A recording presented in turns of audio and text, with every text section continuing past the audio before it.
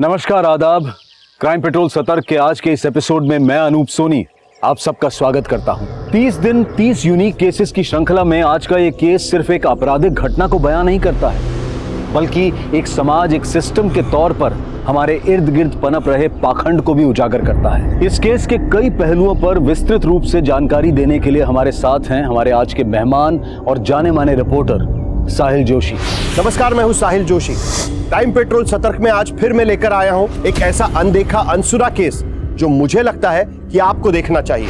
आज जिस अपराध की कहानी की मैं चर्चा करने जा रहा हूं, उस अपराध की जड़ें इस कहानी में नहीं मिलेंगी, बल्कि इस अपराध की जड़ें उस वायरस से जुड़ी है जो आज से नहीं बल्कि सदियों से हमारे अंदर और हमारे समाज के अंदर पल रहा है। आधुनिकता के इस दौर में पहुंचकर भी हम इस वायरस की वैक्सीन या इस वायरस का इलाज ढूंढ नहीं पा रहे हैं। आज की ये कहानी सिर्फ हमारे समाज पर नहीं तो हमारी कानून व्यवस्था पर भी एक तमाचा है। अरे जल्दी जल्दी चलो ना आप। अरे गुंजा समझा कर, हम ऐसी हालत में नहीं चल सकते तेज। देखो ना कितना अंधेरा हो गया है और ऊपर से आज हम लाठी लेके भी नहीं आए। अगर जंगली कुत्ते आ गए ना तो वो नोच डालेंगे हमें।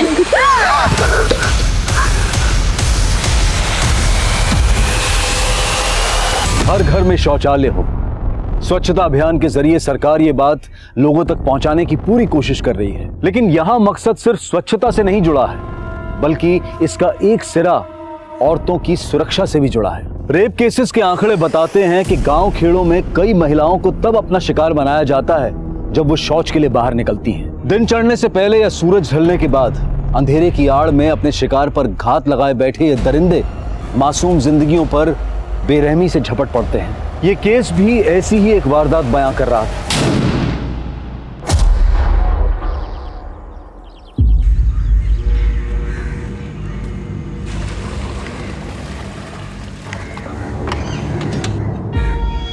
ए शंकर, उतर भी पॉइंट डाल, चल। D-5। गोपाल सर, हमारा जवाब सही है ना? बिल्कुल सही है गुंजा। कैलकुलेटर गलत हो सकता है लेकिन तुम नहीं। 10वीं कक्षा में हो और 12वीं के सवाल इतनी आसानी से हल कर देती हो। शाबाश बेटा। ये सर, हमारा जवाब सही है। रानी, जिस दिन तुम सही जवाब दे दोगी ना, उस दिन पूरे गांव में पेड़े बांटेंगे हम। क्या करें सर, सवाल ही इतना मुश्किल था। पता नहीं 12वीं कब हम पास करेंगे। 12। अरे सवाल का जवाब है 12। कुछ सीखो गुंजा से, समझी? और तुम्हारी सहेली कोमल क्यों नहीं आई आज? वो उसके पेट में दर्द है। सर हमें लेट हो रहा है, जाना होगा वरना अमर भैया गुस्सा हो जाएंगे। सर हम भी जाते हैं। ठीक है बेटा। सुभाष। अरे आराम से रानी जी, इतना भी क्या डरती हो अपने अमर भैया से? जैसे कि तुम नहीं डरती ना अपने बाबा के गुस्से से। हम नहीं डरते, बाबा हमसे बात ही कहाँ करते हैं।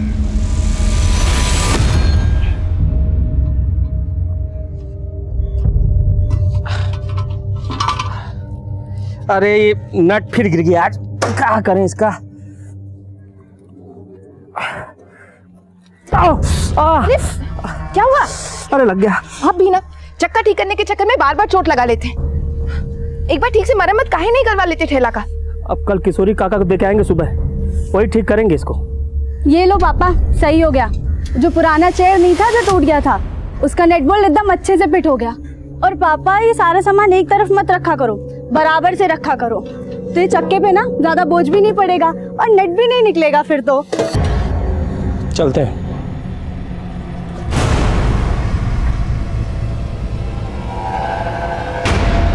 मम्मी, ये पापा हमसे बात काहे नहीं करते हैं? गुंजा बेटा, पापा तुम दोनों बहनों से बहुत प्यार करते हैं, बस जताते नहीं हैं। और आज आने में इतना लेट कैसे हो गया? वो हम गोपाल सर के पास गए थे अपना पेपर चेक कराने के लिए। अरे तो हमसे पूछ लेती, हमको पता है तुमको गणित में 100 में से 100 अंक मिलेंगे। हाँ, तेरी कोमल दीदी का पता नहीं, वो बस फेल ना हो इतना ही बहुत। वैसे है कहाँ पे वो? अपने कमरे में पेट दबाए लेटी है सुबह से। कोमल दीदी, डरा दिया। अच्छा एक बात बताओ, ये किसी ने नया नुस्खा बताया क्या कि लिपस्टिक लगाने से पेट दर्द चला जाता है? चुप कर और अम्मा को मत बोल देना। आज तक बताए हैं क्या कभी? लेकिन ऐसे पढ़ाई टालती रहोगी ना तो परीक्षा में अंडे मिलेंगे, वो भी उबले हुए। अब हमको तुम्हारी तरह पायलट तो बनना नहीं है कोई पढ़ लिख के, हम तो किसी राजकुमार की दुल्हन बनेंगे। ला ला ला ला ला।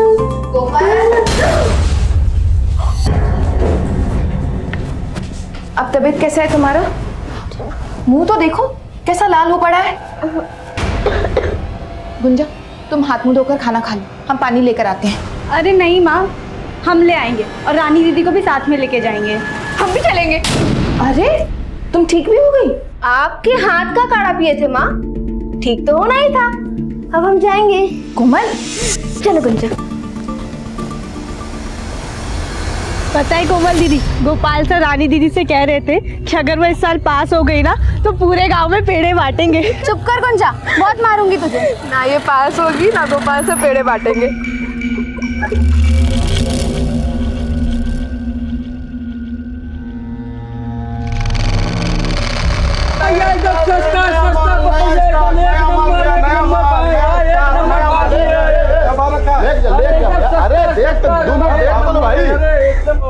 भैया जी कितना अच्छा खुशबू आ रहा है, चलिए ना चाट खाते हैं।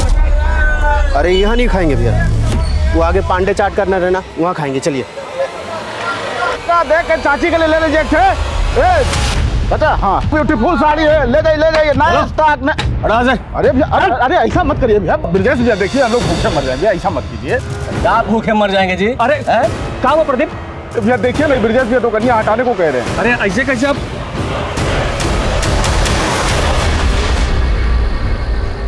मोबाइल वाली बंद करो, पापा आ गए।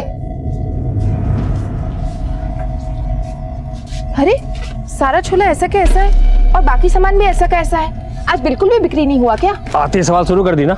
ये सब सामान उतार कर रखो और खाना लगाओ, हम हाथ मुंह धो के आते हैं। माँ हमको खेत जाना पड़ेगा इस वक्त नहीं, कल सुबह चलेंगे। माँ हमसे नहीं रुका जाएगा, हमको अब भी जाना पड़ेगा। आपको खाना परोसना है। माँ समझो नहीं रुका जाएगा। आई माँ हम चले जाते हैं दीदी के साथ, आप परेशान मत हो। ठीक है, लेकिन जल्दी आ जाना। हाँ। चल गुंजा।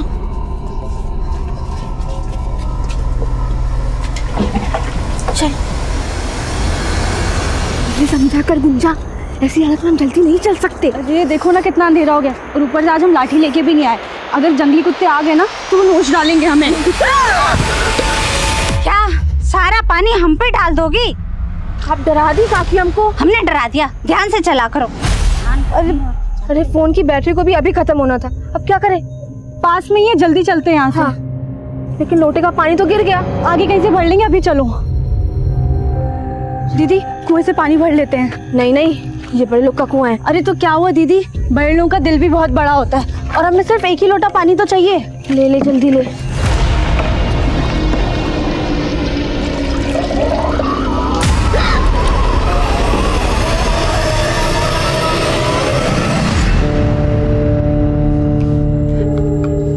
सुनिए ना, उनका फोन बंद आ रहा है, हमारा जी बहुत घबरा रहा है। 1 घंटा हो गया।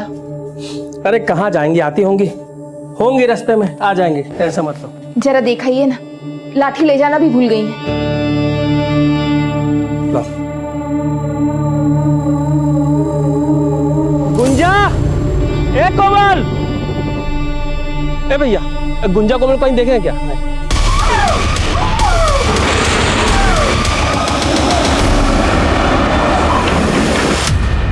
ए प्रदीप, कोमल और गुंजा को देखे हो क्या? क्या हुआ कोमल गुंजा को? अरे 1.5 घंटे से ज्यादा हो गया, खेत गई अब तक लौटी नहीं है। लौटी नहीं? मेरा मकान भी है, हमको मालूम है कौन गायब किया होगा कोमल गुंजा को। कौन?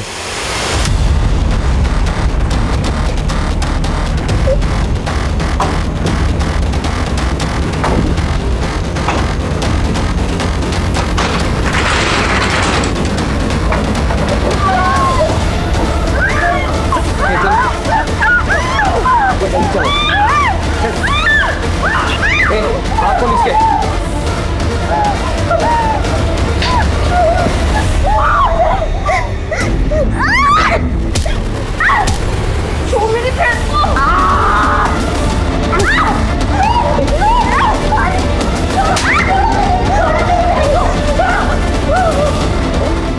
ठीक से पकड़ा भी नहीं है।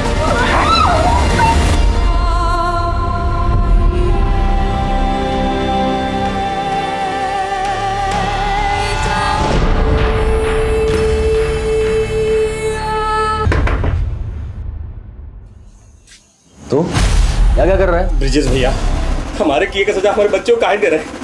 छोड़ दीजिए बच्चियों को। क्या कह रहे तू? हैं? निकल! हाथ में ताड़ी पे क्या है का? अरे हम कहे अगवा कर तुम्हारी बेटी को? ऐसा मत बोलिए ब्रिजेश भैया, 2 घंटा हो गया, लड़कियां वापस नहीं आई। उनकी अम्मा का रो रो के बुरा हाल है भैया। बुरा हाल हो गया तो हम क्या करें? जाके ढूंढो, किसी के साथ भाग गई होंगी। तुम निकले तो कौन सा नया बात है ये सब? ब्रिजेश, मुंह संभाल के बात कर और सीधे सीधे कह रहे हैं हमारी बेटी को बाहर भेज। चल, नहीं बताएंगे।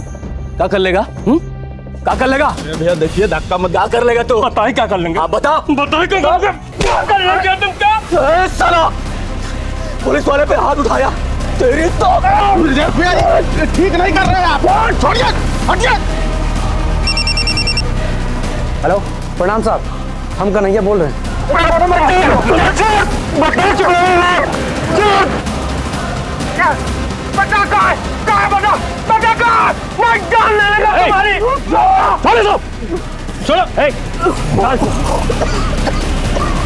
क्या रे, क्या गुंडा ये? एक पुलिस वाले के घर पे आके उसको पीटोगे? मतलब जानते हो इसका? इसने हमारी बेटी को अगवा किया साहब, अंदर छुपा के रखे साहब, पूछो इसको। झूठ बोल रहा है। 1 मिनट, अभी हम दूध का दूध, पानी का पानी कर देंगे। अंदर जाके चेक करो कौन लड़की है। जो भी अंदर हो उसको बाहर लेके आओ।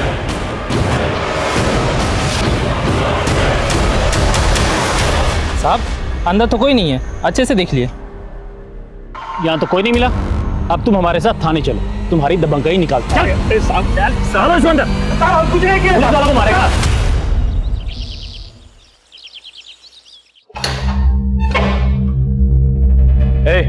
बाहर निकल। आज के बाद अगर किसी पुलिस वालों को छुआ ना तो याद रखना, जिंदगी भर के लिए अंदर चढ़ा देंगे। कोमल और गुंजा आई का? साहब हमारी बच्चे को ढूंढ दीजिए, आप जो कहेंगे हम देंगे, अपना ठेला तक भेज देंगे साहब। हवलदार को भेजे हैं खोजने के लिए, आने दो तो बता दो। तुम लोग क्यों? तुम आता है। अरे रुक जा।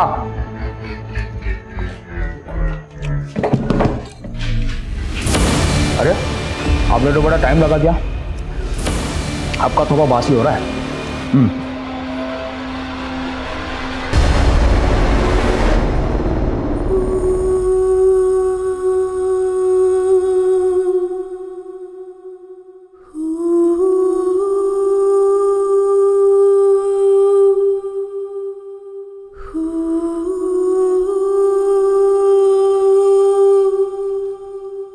भैया, रमाकांत,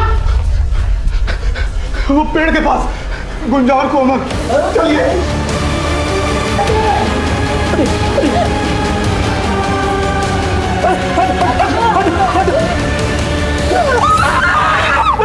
उसे शब्दों में बयान नहीं किया जा सकता। इंसानियत को शर्मसार करने वाली ये घटना अभी और भयानक मोड़ लेने वाली थी।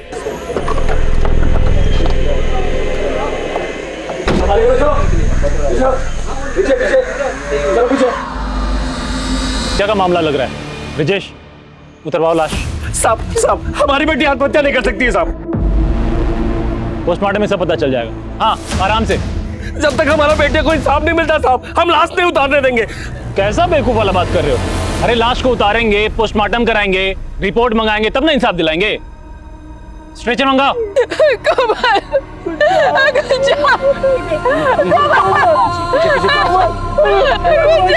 उठाओ लाश को, डालो एम्बुलेंस में। हम नहीं जाने देंगे। चलो, हम नहीं जाने देंगे।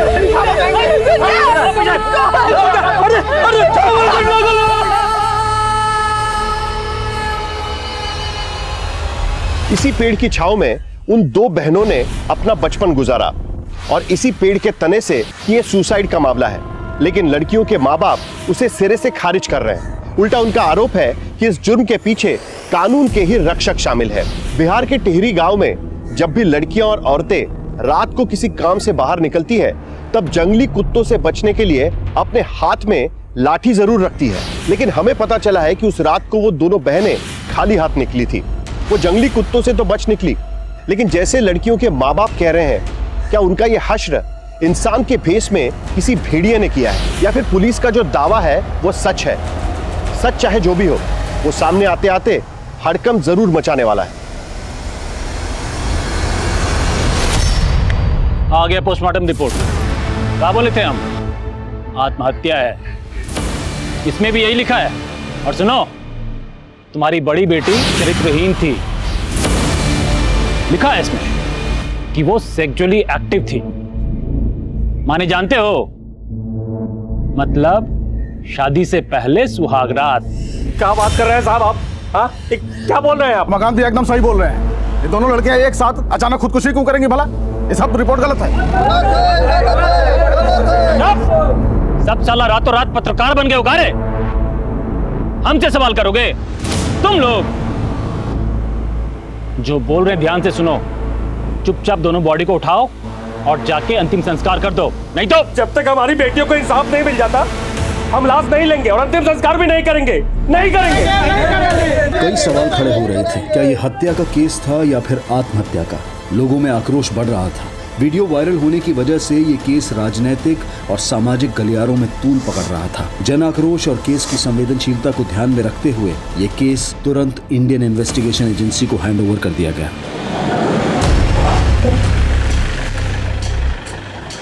Sir, sub inspector Dinkar. इस केस से रिलेटेड जितने भी पेपर हैं टेबल पर चाहिए मुझे 5 मिनट में। सर,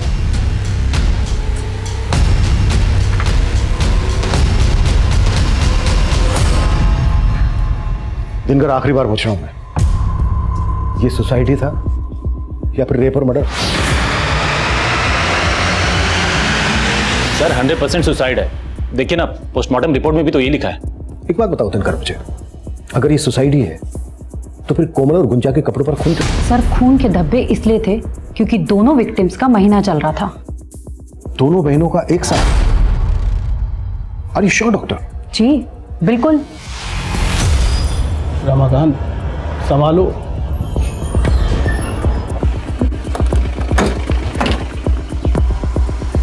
सर ये करें। यही कोई 8 सवा 8 बजे निकली थी साहब दोनों बाहर।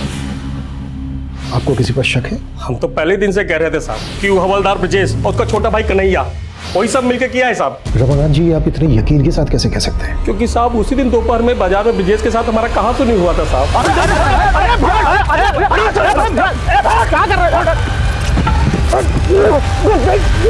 साहब, उसी शाम को जब हम घर आ रहे थे तभी सुने थे दोनों भाइयों को बात करते हुए। नहीं भैया, हम रमाकांत को छोड़ेंगे नहीं। देख रहे थे ना, बहुत बड़का नेता बन रहा है। अरे काहे का नेता रे? 2 मिनट नहीं लगे, पूरा परिवार गायब कर देंगे उसका। फिर मालूम चला कि कोमल और गुंजा गायब है। इसीलिए साहब हम यकीन से कह सकते हो दोनों भाई मिलकर किया है सब।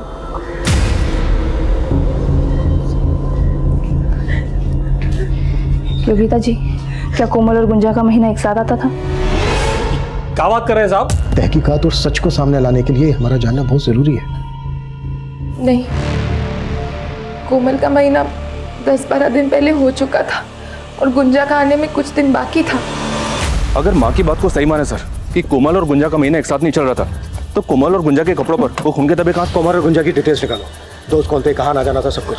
सब हवलदार ब्रजेश और उसके भाई कन्हैया को सब।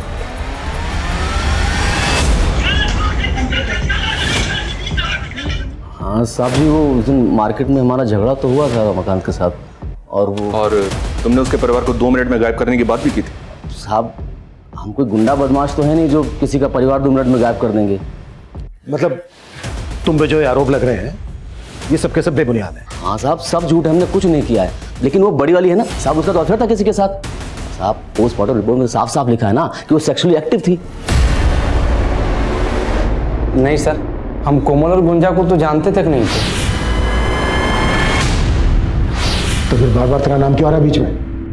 सर, ब्रजेश भैया के साथ उन लोगों की लड़ाई थी। हो सकता है उनके साथ वो लोग हमें ही फंसाना चाह रहे हो। सर, हम तो विद्यार्थी हैं। ये कन्हैया और इसका बड़ा भाई हवलदार ब्रजेश, दोनों पे नजर रखो। सब।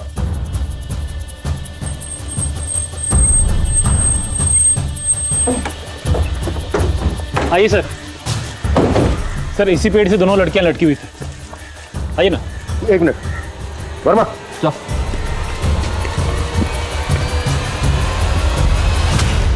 हाइट बहुत ज्यादा है, क्राइम सीन से ना तो कोई स्टूल मिला है ना ही कोई कुर्सी। इतनी हाइट पर जाकर फांसी का फंदा बनाना प्रैक्टिकली मुमकिन नहीं है। Right sir. और गौर करने वाली बात यह भी है सर कि अगर इन दोनों को सुसाइड करना था तो यहीं पे आके सुसाइड क्यों किया? बात ही। हाँ बोलो। सर गांव में पता किया, रमाकांत का रवैया अपने बेटियों के खिलाफ अच्छा नहीं था। उसे बेटे की बड़ी चाह थी और जब कोमल के बाद गुंजा पैदा हुई तो काफ़ी निराश था। बेटियों से सीधे मुंह बात भी नहीं करता था। हमें कोई बात नहीं करना है और ये ट्यूशन में पैसा खर्चा करने के लिए नहीं है हमारे पास। स्कूल में पढ़ती हो ना तो पढ़ो, वरना छोड़ दो। वैसे भी कोई खास उम्मीद नहीं है तुमसे। वैसे तो अभी तक हम ये मानकर चल रहे हैं कि सुसाइड नहीं मर्डर है, पर ये भी तो हो सकता है कि सर यही पारिवारिक वजह हो दोनों के सुसाइड करने की। नहीं वर्मा, ये सुसाइड तो नहीं लगता। आई एम श्योर ये मर्डर ही है।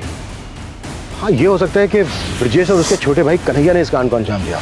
ब्रजेश एक पुलिस वाला है, सबूत मिटाना उसके लिए मुश्किल तो रहा नहीं होगा। कितने ही केसेस में उसने देखा होगा कि सबूत किस तरह। हमारा नाम हरी सिंह है साहब। ये दीवार के पीछे का सारा जमीन और इधर वाला पूरा जमीन वहां तक हमारा ही है साहब। और इस कुएं से हम लोग सिंचाई करते हैं। हरी सिंह जी, आप कोमल और गुंजा को जानते थे? हाँ, गांव के बच्चे हैं साहब। वो यहीं गोपाल मास्टर साहब के पास ट्यूशन पढ़ने आते हैं साहब। अच्छा, जिस दिन दोनों लड़कियों की लाशें मिली थी उस दिन किसी और को देखा था यहाँ पर? नहीं साहब, हमने तो किसी को नहीं देखा। लेकिन हाँ साहब, वो गोपाल मास्टर साहब ने सबसे पहले उन लाशों को देखा था। सर गुंजा और कोमल दोनों अच्छी लड़कियां थी। गुंजा तो पढ़ाई में बहुत तेज थी और गणित में उसके जैसी तेज लड़की मैंने आज तक नहीं देखी। बिल्कुल सही है गुंजा, कैलकुलेटर गलत हो सकता है लेकिन तुम नहीं। क्या क्लास में कोई ऐसा लड़का था जिसकी कोमल या गुंजा से अच्छी खासी दोस्ती हो? सर ऐसा मेरे ध्यान में तो कोई भी नहीं है। हाँ, मैंने गुंजा को सर एक दो बार एक लड़के के साथ देखा। क्या वो लड़का कन्हैया था? नहीं सर, वो कन्हैया नहीं था। उसे तो मैं जानता हूँ, ये कोई और था और मुझे इसका नाम नहीं मालूम। मास्टर जी, कोमल और गुंजा की लाश सबसे पहले आपने देखी थी, तब टाइम क्या हुआ था? सर सुबह के तकरीबन 5:30 बजे थे और मैं उस रात को अपने घर पे नहीं था, मैं अपने मामा के घर गया था। कोमल और गुंजा की लाश के पास आपने किसी और को भी देखा था? हो सकता है कोई यूं ही वहां से गुजर रहा हो, या कोई ऐसी चीज जो आपको थोड़ी अजीब लगी हो? नहीं सर। हेलो। अरे फिक्र मत करो आप, देखो पूछताछ तो होगी ही, हमारा कोई भी कुछ बिगाड़ नहीं पाएगा, समझे? चलो रखता हूं मैं।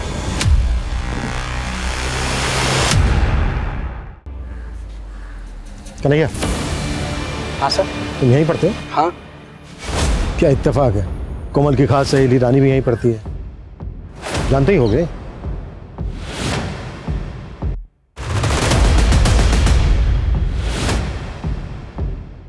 सर हमें नहीं पता कि कोमल का किस लड़की के साथ मिलना जुलना था। याद करने की कोशिश करो रानी। रानी चलो जल्दी। सर हमें कुछ नहीं पता, वो भैया आ गए तो हमें जाना होगा।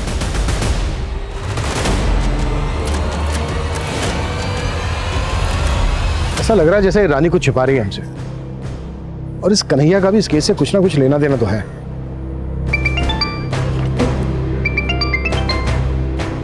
हाँ विशाल। सर गांव वालों ने बताया कि गुंजा को कई बार एक लड़के के साथ देखा गया था, लेकिन वो लड़का इस गांव का नहीं है। गोपाल मास्टर जी जिस लड़के के बारे में बता रहे थे, शायद ये लड़का वही हो। विशाल एक काम करो, गुंजा के स्कूल जाओ, वहां से पता करो, शायद वहां से कोई जानकारी मिले। Okay sir. कोमल और गुंजा 10 मार्च की रात को 8 सवा 8 बजे घर से निकली और अगले दिन तक उनकी कोई खबर नहीं। फिर 12 मार्च की अर्ली मॉर्निंग इन दोनों लड़कियों की लाशें 10 मार्च की रात से लेकर 12 मार्च की सुबह तक, ये दोनों लड़कियां कहीं तो थीं, या तो अपनी मर्जी से या फिर फोर्सफुल। लगभग 33 घंटे ये लड़कियां जिस लोकेशन पे थी, हमें उस लोकेशन का पता लगाना है। अगर हमने इस लोकेशन का पता लगा लिया तो केस अपने आप सॉल्व हो जाएगा।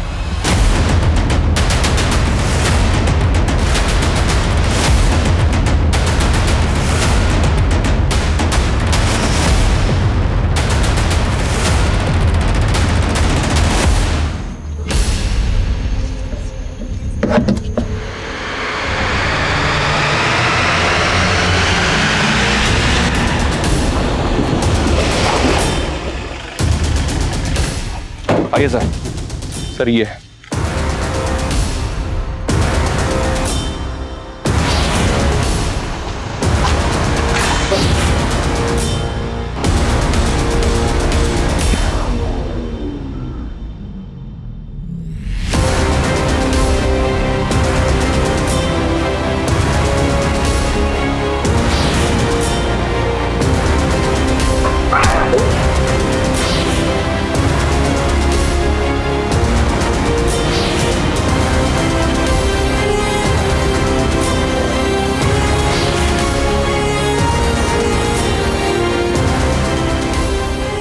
वर्मा, ये जगह सील करो और फॉरेंसिक को बुलाओ। अगर कोमल और गुंजा यहाँ थे तो उनके साथ जो हुआ है वो किसी हैवानियत से कम नहीं है। ये जो टायर के निशान है ये किसी हैवी व्हीकल के हैं, एसयूवी, ट्रक या टेम्पो। आसपास पता करो कि इस तरह की किसी बड़ी गाड़ी को देखा गया था क्या। Okay sir. पोस्टमार्टम रिपोर्ट में सुसाइड दिखाया तो क्या हुआ? दोनों लड़कियों की लाशों को देखकर नहीं लगा तुम्हें कि उनका रेप और मर्डर हुआ है? हम तो वो क्या वो किसे बचाने की कोशिश कर रहे हो? हवलदार ब्रजेश और उसके छोटे भाई कन्हैया को? नहीं सर, हम किसी को नहीं बचा रहे। हमने अपनी कार्रवाई पूरी ईमानदारी से की है सर। अब ये नया मोड़ कैसे आ गया हमें कुछ समझ में नहीं आ रहा है। समझ में नहीं आ रहा है ना? कोई बात नहीं, अब घर जाकर शांति से समझना। सस्पेंड किया जाता है तुम्हें। आउट। ये रही फॉरेंसिक रिपोर्ट। हमें जो दांत मिला था वो गुंजा का ही था। दोनों लड़कियों का ब्लड ग्रुप मैच हो गया है कलेक्टेड ब्लड से। दोनों लड़कियों के साथ सिर्फ रेप ही नहीं किया गया है बल्कि उनको बुरी तरह से मारा गया है। मारने से पहले उनको बुरी तरह से तड़पाया गया है। लेकिन आपकी पोस्टमार्टम रिपोर्ट में ना तो रेप का जिक्र है ना ही असॉल्ट का वार। सर वो हमारा पहला पोस्टमार्टम रिपोर्ट था, हमें कुछ समझ नहीं आया सर। बकवास मत करो, तुम सबके सब मिले हुए हो। I will report about this. उन दोनों लड़कियों के साथ सिर्फ उन हैवानों ने ही जुल्म नहीं किया है बल्कि तुम सब भी शामिल हो इसमें। Out out.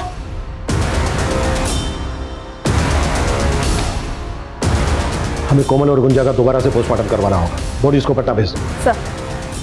Sir teacher Gopal ने गुंजा को जिस लड़के के साथ देखा था उसका पता चल गया। मोहित नाम है उसका, गुंजा के स्कूल का ही। जी सर, गुंजा को हम जानते थे। हमारी दोस्ती भी एक एक्सीडेंट ही थी। हम उससे 2 क्लास सीनियर थे सर, फिर भी वो हमें मैथ्स पढ़ाती थी। बहुत होनहार थी। तू पसंद करता था गुंजा? जी सर, पर एज अ फ्रेंड। मेरे कहने का मतलब है हम उसे लाइक करते थे लेकिन दिल की बात कभी उसे बता नहीं पाए। तो 10 मार्च को जिस दिन गुंजा मिसिंग हुई तुझे नहीं पता वो कहाँ गई थी? नहीं सर, हमें तो अगले दिन जब गांव में बात फैली तभी पता चला। चल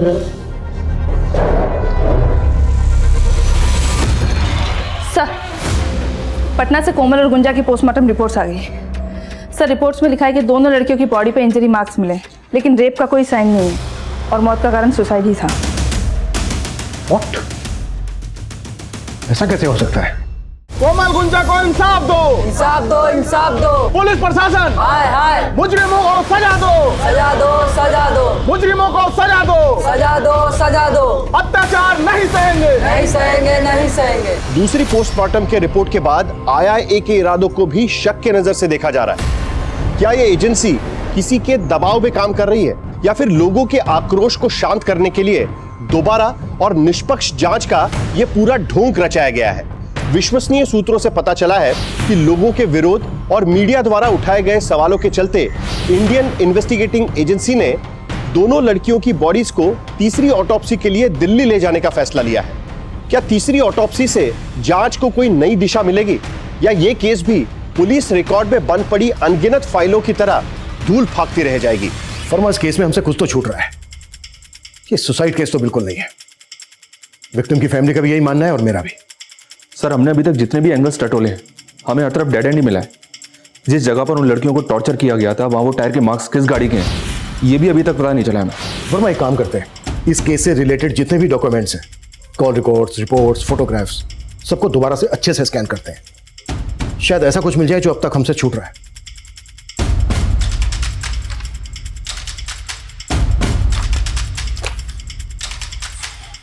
वर्मा सर, चाय हुआ यार। जी सर। पांडे,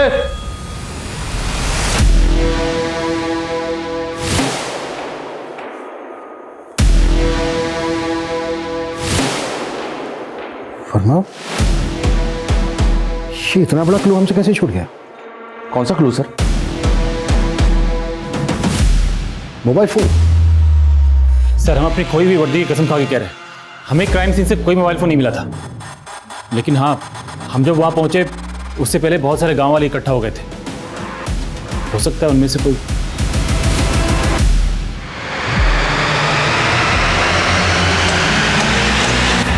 सर कोमल के फोन की डिटेल्स आ गई हैं। पिछले 2 महीने में कोमल और कन्हैया के बीच में तकरीबन 400 कॉल्स हुए सर। तो ये कन्हैया की रासलीला है? फिर तो कोमल का फोन भी कन्हैया के पास ही होगा। नहीं सर, दरअसल मुकुंदपुर में 2 मोबाइल टॉवर हैं, एक कन्हैया के एरिया में है और दूसरा इन दोनों लड़कियों के एरिया में। लेकिन सर कोमल का फोन कन्हैया के एरिया में एक्टिव नहीं था। तो फिर कोमल का फोन कहाँ एक्टिव था?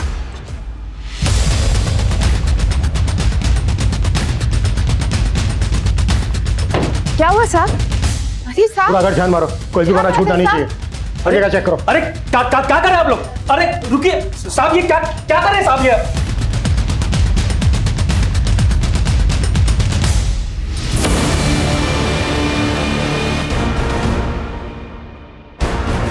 ये कांच का टुकड़ा मिला है, लगता तो मोबाइल का ही है। उस तरफ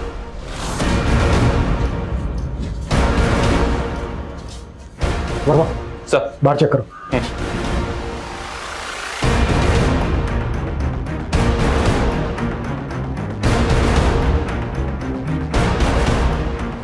सर, ये टूटा हुआ मोबाइल मिला है। और कितनी एक्टिंग करनी है रमाकांत, या फिर सच बोलना है? कैसा सच? क्या बोल रहे हैं ये?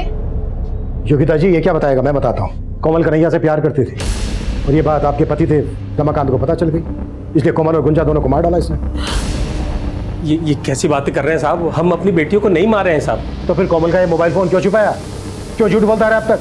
ये मोबाइल कोमल की लाश के पास से मिला ना तुझे? हम जान गए थे साहब, हमारी कोमल कन्हैया से छुप छुप के बातें करती है। ये फोन अगर किसी के हाथ में लग जाता तो साहब बातें बाहर आ जाती साहब। हमारी बेटी के साथ अन्याय हो चुका है साहब। हम नहीं चाहते थे कि मरने के बाद उन पर कोई लांछन लगे, इसलिए हम ये फोन छुपा दिए थे साहब। लेकिन जब हमको पता चला कि आप लोग को भी पता चल गया है तो हम ये फोन का सब मैसेज डिलीट किया और फोन तोड़ के बाहर फेंक दिए थे साहब। रमाकांत, अब तुम्हारी किसी भी बात पे यकीन करना हमारे लिए मुमकिन नहीं है। मानते हैं साहब, हम अपनी बेटियों के गुनहगार हैं साहब। बेटे के मुंह में हो गए थे साहब, इसलिए बेटी की काबिलियत को पहचान नहीं पाए। और आज जब वो नहीं है तब महसूस कर रहे हैं कि हम कितने आगे हैं साहब। पर मैं समझ में नहीं आ रहा है इस रमाकांत पे कितना भरोसा किया जाए और कितना नहीं। एक काम करो, कन्हैया को उठा लो, उसी से होगा दूध का दूध पानी का पानी। सर, हेलो,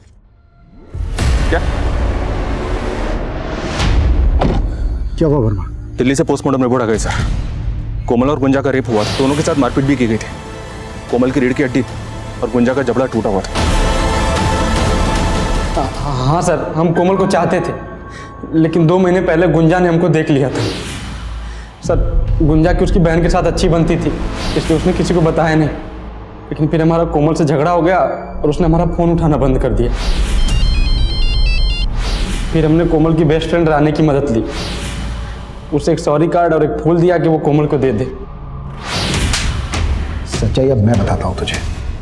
तू कोमल के पीछे पड़ा था, उसने घास नहीं डाली तुझे, तेरी ईगो को ठेस पहुंची, इसलिए तूने कोमल और गुंजा को किडनैप किया, उनका रेप किया और उसके बाद मार डाला। और इस सब में तेरे भाई कांस्टेबल ब्रजेश ने तेरा साथ दिया। यही सच्चाई है ना? नहीं सर, ये सच नहीं है सर। हम कोमल को प्यार करते थे, लेकिन जब उसकी लाश मिली तो हम एकदम डर गए थे। नहीं सर, कन्हैया को बहुत तोड़ा, लेकिन वो टस से मस नहीं हो रहा। हो सकता है सर सच बोल रहा हूँ। तो क्या रमाकांत झूठ बोल रहा है? अगर रमाकांत उनको मरवाता तो कम से कम अपनी बेटी का रेप तो नहीं करता। तो फिर कोई ऐसा होगा जो ब्रजेश और उस झगड़े का फायदा उठा रहा है। प्रदीप साहब, हम सच कह रहे हैं साहब, हमने ब्रजेश और कन्हैया को बात करते सुना था। ठीक है, मान लिया। अब ये बता, जब ये दोनों ये बात कर रहे थे कितनी दूर थे तेरे से? ज्यादा दूर नहीं थे साहब। हम ब्रजेश और कन्हैया के मोबाइल फोन की लोकेशन निकलवाएंगे। अगर उन दोनों के मोबाइल फोन की लोकेशन तेरे घर के आसपास निकली तो ठीक है, और अगर नहीं निकली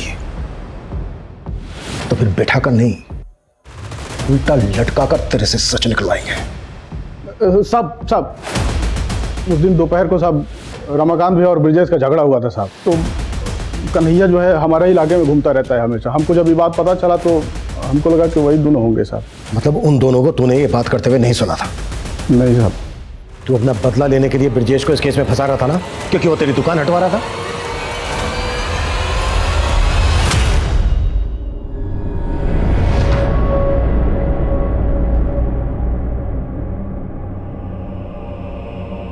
माँ, लो मैं ये उतार देती हूँ। गुंजा मैं मलहम लेकर आती हूँ। बहुत जल रहा है। इसे ठंडा लगेगा। कितनी बार बोला है तुमको हमारी मदद करने की कोई जरूरत नहीं। अभी इतने नहीं बुढ़ाए कि घर का काम ना कर सके। अरे माँ, तुम तो 80 साल की भी हो जाओगी ना, तब भी बुढ़ी नहीं होगी।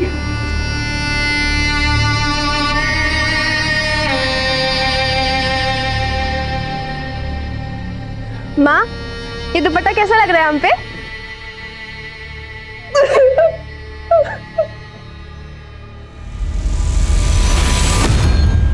सर, गोपाल मास्टर के मोबाइल की लोकेशन स्टडी की मैंने।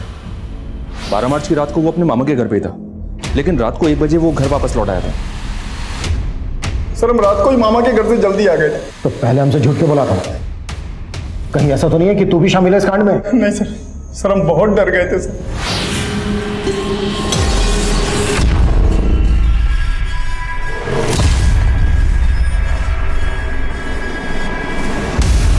इतनी बड़ी बात पुलिस से क्यों छुपाई?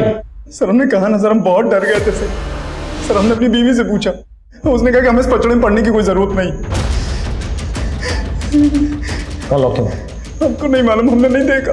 टेम्पो किस रंग का था वो? हरा हरा सफेद था सर। हम सच कह, वो टेम्पो पहले भी आया है।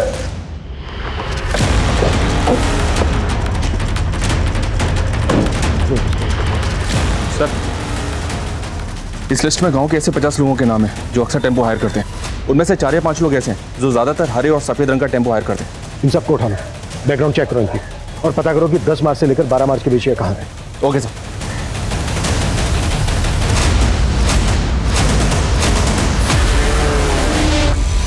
सर, सुमेरपुर गांव में कल रात को एक टेम्पो ने कार को टक्कर मार दी थी। कार में बैठे सभी लोगों की डेथ हो गई है। तुम कहना क्या चाह रहे हो? ये वही टेम्पो है जिसकी हमें कोमल और गुंजा के केस में तलाश थी, और उस टेम्पो का ड्राइवर अभी लॉकअप में। हमारा नाम तो मनीष है। 10 से 12 मार्च के बीच में हमारा टेम्पो कहाँ था हमें नहीं मालूम है साहब, क्योंकि ये टेम्पो हमने 1 महीना पहले ही विजय से खरीदा है। नंबर दे विजय। जी सर। ये मनीष का बैकग्राउंड तो क्लीन है सर, लेकिन टेम्पो का ओरिजिनल मालिक विजय 10 और 12 मार्च की रात को समस्तीपुर के टीरी गांव में मौजूद था अपने 2 साथियों के साथ। ये देखिए सर, राहुल और सुनील। और उस घटना के कुछ दिनों के बाद इन तीनों ने ये गांव छोड़ दिया था।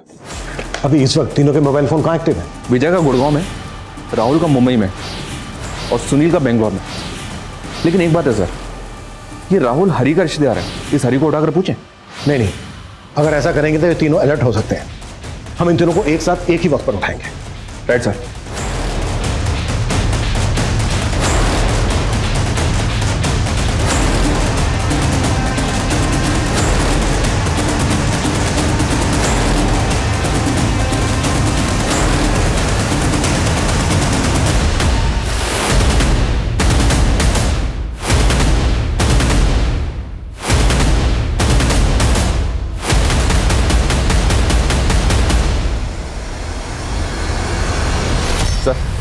सब टारगेट कंफर्म हो गए, उठा लें?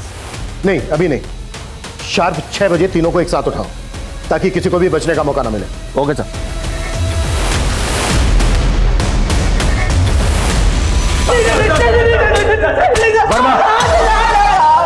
रोना तो अब तुम लोगों को जिंदगी भर है। चलो हो जाओ शुरू।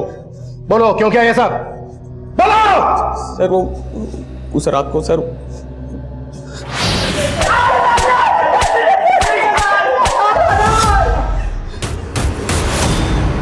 इस राहुल के सीडीआर में एक नंबर यहाँ का भी मिला है। यहाँ का? जी सर, इसी थाने से 10 मार्च को राहुल को कॉल किया गया था। किसने कॉल किया था? किसने कॉल किया था?